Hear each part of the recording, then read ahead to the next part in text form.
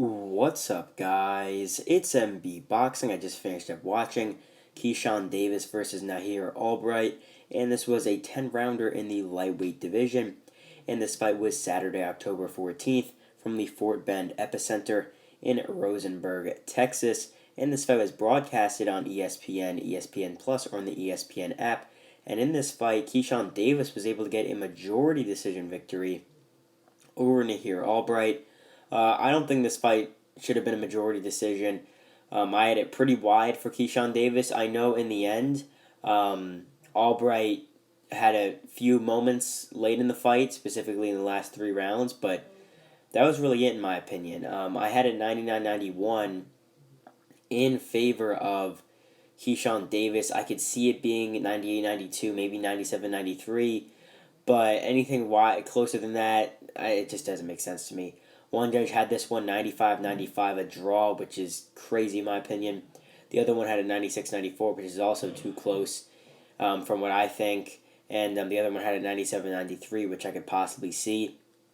But just to break this fight down round by round, I really thought that the first half of this fight, Davis won it easy. It's not like he was completely dominating Albright. He was just picking the better shots, doing the better work, and just being the better fighter. I mean, he was just doing the better work in there. And he was just controlling the pace, and that's why after the first 5, I had a 50-45 for Davis. Then around number 6, I mean, it seemed like Davis started to put together even more fast combinations, and it looked like he was looking even a bit better. And, so I gave that 6th round to Davis as well. Round number 7, again, Keyshawn Davis just with the better work. But then in the 8th round, sort of toward the end of it, Nahir Albright was wobbled, and he was also wobbled earlier in the fight in the 4th round.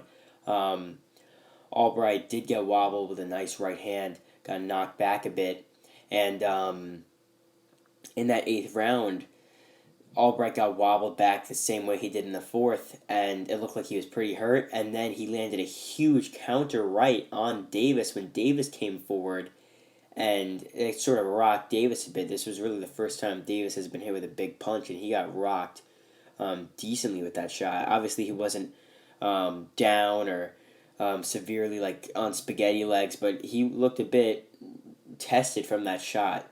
You hit him flush on the face, and that round you could have given to Albright. You could have given it to Albright because he had some decent work in the later stage of the round. Round number 9, though, this round was pretty close as well. I could see it somewhat going either way. Albright was letting his hands go more, but I thought that Davis was still controlling the round. Then in the 10th round, I gave it to Nahir Albright because even though Davis was controlling it early, like the 9th, later on in the round, Albright was swinging away on Davis and was able to land some great counters on Davis, so I gave him that round. But this goes into question, what is next for Keyshawn Davis? Still a young, up-and-coming fighter. He's now 10-0.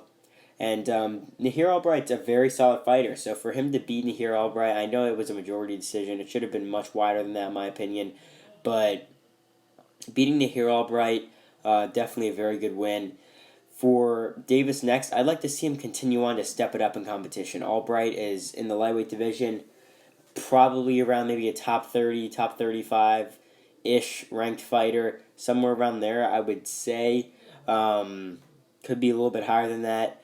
But, I mean, for Davis, I just want to see him continue on moving up in the ranks as he gets better, as he gets older, as he gets more experienced in the ring.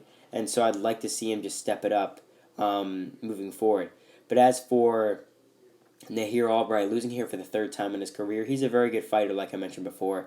And I think in his next few fights, he'll get put in there maybe as the B-side, maybe get some upsets like he's been doing. He had a good win over Carlos Balderas and Esteban Falcao. So I wouldn't mind seeing him in there as maybe a possible B-side or in a tough fight with a solid, even-matched opponent where he could possibly get a good win for himself. But yeah, he's definitely a very solid fighter, and I think he's going to continue on moving forward in his career despite taking a loss here.